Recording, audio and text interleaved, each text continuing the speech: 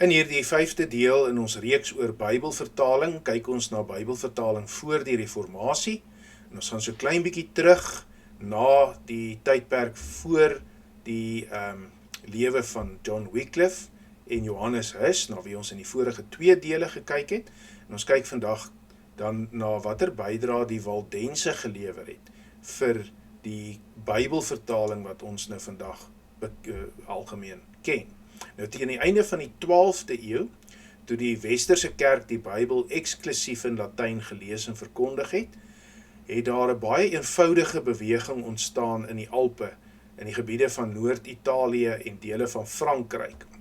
En hierdie beweging was gebaseer gewees onder die leiding van Petrus Waldus. Daar in die prentjie kan u 'n bronsbeeld van hom sien wat daar in Europa is. En hierdie beweging het bekend gestaan as die Waldense, of ander noem hulle ook die Waldenseërs. Nou in sekere opsigte kan hierdie groep beskou word as voorlopers van die protestantse reformatie, want hulle was 'n groep gelowiges gewees wat onder leiding van Petrus Waldus, sommige sê Petrus Waldo, dit maak nou nie saak hoe mense dit uitspreek nie, hulle het geglo dat die woord van God bedoel is vir alle mense, en nie net vir geestelikes en geleerdes nie. 'n tema wat ons ook by John Wycliffe en by Johannes Hus in die vorige dele gehoor het. En hulle het begin om Bybelgedeeltes in die plaaslike volkstaal, provinciaals, 'n ouer vorm van die moderne Frans te vertaal, en dit openlik te verkondig. So hulle het begin om in Frans te preek en die Bybel in Frans te vertaal. En hiermee het hulle een van die vroegste bewegings geword wat die Bybel in 'n taal van die volk in Europa vertaal het. Selfs nog voor Wycliffe, of selfs nog voor Johannes Hus, of selfs voor Luther, was daar dus al bewegings gewees wat geglo het dat die woord van God in die taal van die mense vertaal moet word. Nou die Waldense het geargumenteer dat die kerk van hulle tyd, die Rooms-Katholieke kerk, van die skrif afgedwaal het, en hulle was van mening dat die afdwaling duidelik is, nie net in die leer van die kerk nie, maar in die manier hoe die mense van die kerk leef, hoe die voorgangers van die kerk, die priesters en selfs die paus, voorbeeld stel. Hulle het gesê die optrede van kerklike leiers wys dat die kerk ver van die woord van God afgedwaal het. En die boodskap van Christus moes volgens hulle nie in die liturgie en die bediening van die Romeinse mis alleen gehoor word nie, maar in die alledaagse lewe moes mense die taal van God se woord hoor. En hulle het gereken die woord moet op plekke waar hulle leef gehoor word, in hulle huise, op die markplein, en hulle was daar in die Alpe gevestig gewees, van hulle het selfs gesê, dit moet daar in die berge geskreeu kan word. Hulle lewenstyl was gekenmerk deur eenvoud, afhanklikheid van die natuur. Hulle het geglo dat die eenvoud waarin hulle geleef het 'n manier was waarop die teologie beoefen moes word, in die voorbeeld van die Here Jesus, en in eenvoud het hulle geleef en gemeen dat die Bybel op 'n verstaanbare manier gepreek moes word. En dit het ook hulle benadering tot Bybelvertaling gevorm.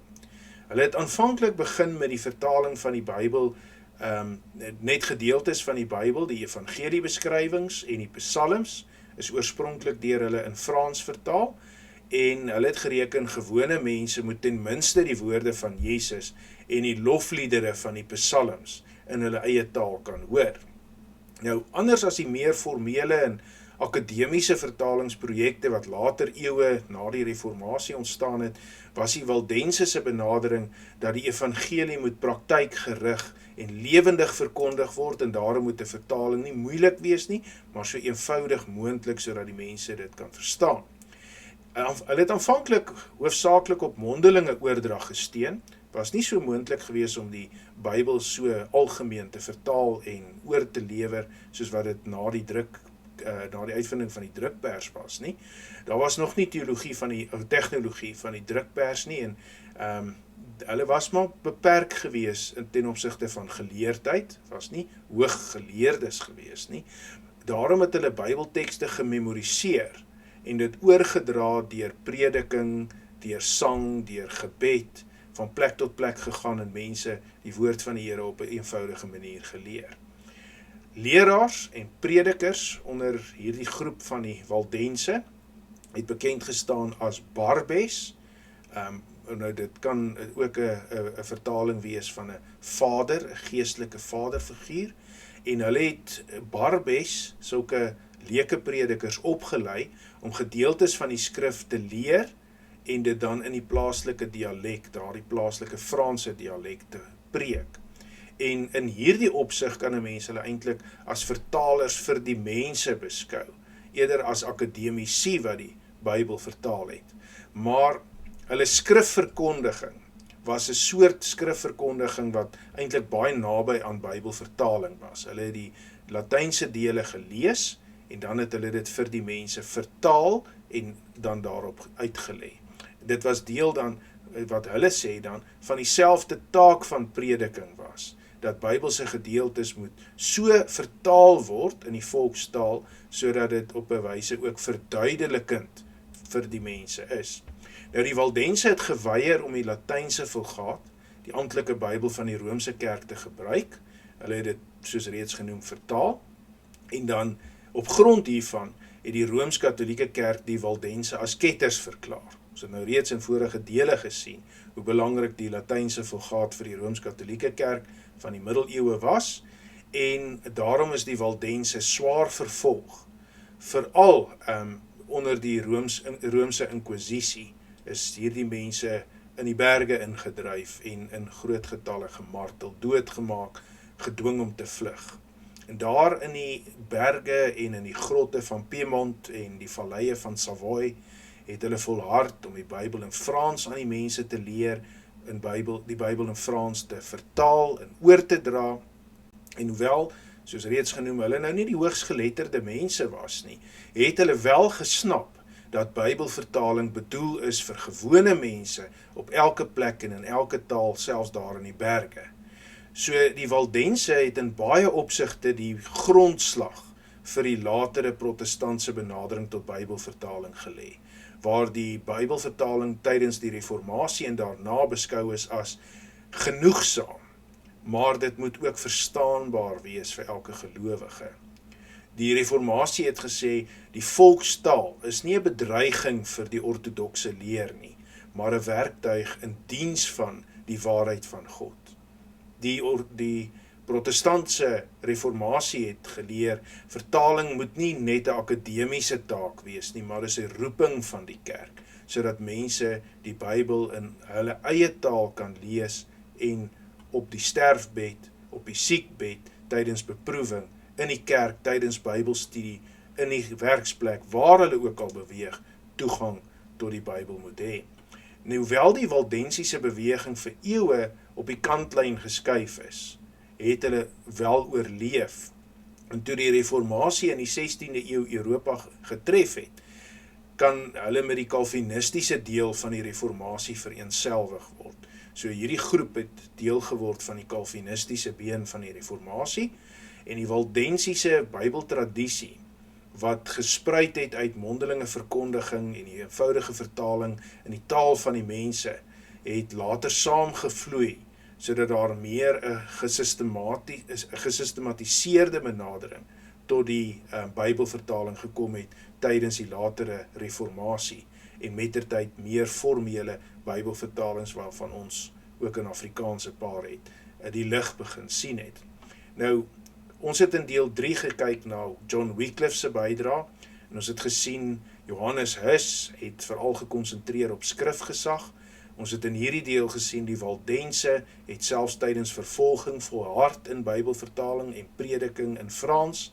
Nou, al hierdie voorlopers, wie se name ons hier in die 3 dele genoem het 'n reuse bydrae gelewer om die Bybel, wat eintlik 'n geslote boek in die middeleeue was, vir mense te begin oopmaak. Hulle het geweet dat die woord, wanneer dit reg verstaan en gehoor word deur mense, gemeenskappe en die kerk verander. Dis wat reformatie is verandering. Dis 'n positiewe verandering terug na die woord toe. En die reaksie op al hierdie mense en beweging se bydrae was natuurlik voorspelbaar geweest. Die Rooms-Katolieke Kerk het 'n verbod geplaas op nie-amptelike vertalings. Hulle het hulle vervolg, mense wat Bybelgedeeltes vertaal het gevange geneem, Bybels verbrand, manuskripte verbrand, ja selfs baie keer die mense verbrand. Wycliffe Johannes Hus, die Waldense, was dapper predikers wat die koms van die reformatie voorafgegaan het, wat die geestelike grond voorberei het en die saadjies geplant het, sodat die pad oopgekap kon word en die volk van God herinner kan word, dat die Bybel is nie 'n geslote boek wat daar in die kerkers opgesluit moet wees en net in Latyn gelees moet word nie, maar op die markplein gehoor moet word. En ons gaan in die volgende deel, volgende maand, dan nou fokus op die volgende deel, en dis hoe die reformatie dan nou Bybelvertaling laat ontplof het. Daar was Bybelvertaling nie meer 'n opsie of 'n luukse nie, maar dit het uiteindelik uitgeloop op die bekende belydenis van sola scriptura, die skrif alleen, en dat mense die woord van God moet lees in hulle eie taal. Nou watter lesse leer ons uit hierdie deel wat ons hierdie maand, hierdie 3 dele van die maand, wat se lesse leer ons daaruit? Nou eerstens wil ek graag weer eens herhaal, dat Bybelvertaling is 'n tipies gereformeerde beweging. Dis 'n tipiese geloofsdaad.